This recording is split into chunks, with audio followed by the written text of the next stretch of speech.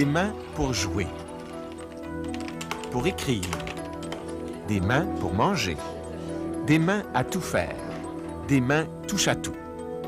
Mais toucher à tout, ça comporte des risques, surtout celui de transmettre ou d'attraper des maladies, car les mains et les bactéries vont de pair. Notre corps en entier est couvert de bactéries, de 100 à 1000 par centimètre cube, de bonnes comme de mauvaises. Nos mains ont une flore bactérienne qui vit en symbiose avec nous. Comment? Les bactéries profitent de la chaleur, de l'humidité et de la nourriture que nos mains leur procurent.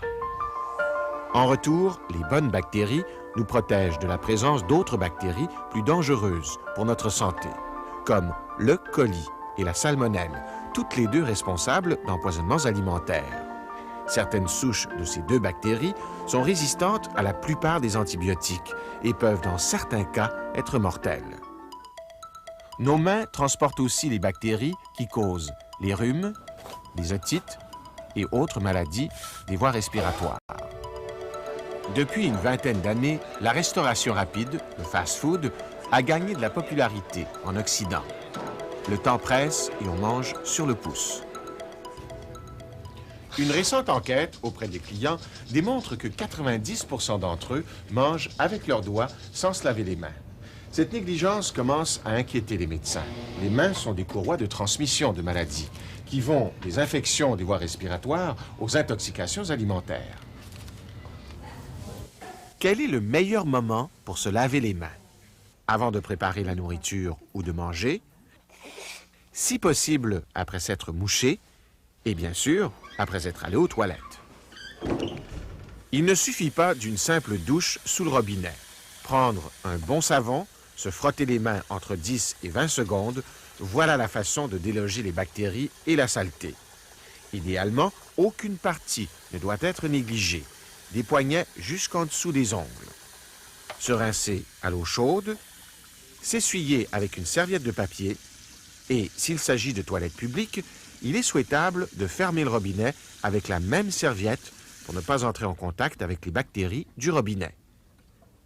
Ce qui simplifie les choses, c'est que de plus en plus de toilettes publiques ont des robinets et des séchoirs qui s'actionnent automatiquement sans qu'on ait à les toucher. Ce sont des mesures utiles parce qu'on a démontré que 4% des personnes qui entrent dans les toilettes publiques ont déjà des E. coli sur les mains. Toutefois, à la sortie de la toilette, 25% des gens sont porteurs de cette bactérie nocive. Pourquoi? Parce que, d'une part, tout le monde ne se lave pas les mains après être allé aux toilettes. Et aussi parce que même si on se lave les mains, on peut ensuite entrer en contact avec des robinets et des poignées de porte où les bactéries peuvent se loger. Allez Camille, lave-toi les mains. Chez les enfants, l'hygiène des mains est d'autant plus importante qu'ils n'ont pas un système immunitaire aussi développé que les adultes. Rince tes mains, Nicolas, s'il vous plaît. On a démontré les bienfaits de se laver les mains sur leur état de santé. Un groupe d'élèves du primaire se sont lavé les mains 4 fois par jour, au début des cours, avant et après le repas du midi et à la fin des cours. Le reste des élèves ont été libres de faire ce qu'ils voulaient. Résultat, dans le groupe des mains propres, l'absentéisme pour cause de troubles digestifs a diminué de plus de moitié et pour les infections des voies respiratoires, de près du quart. Mais il ne faut pas faire un excès de zèle. Les mains ne sont pas la seule voie de transmission de ces bactéries. Nos mains, ces touche-à-tout, demeurent indispensables. En les protégeant, on se protège soi-même.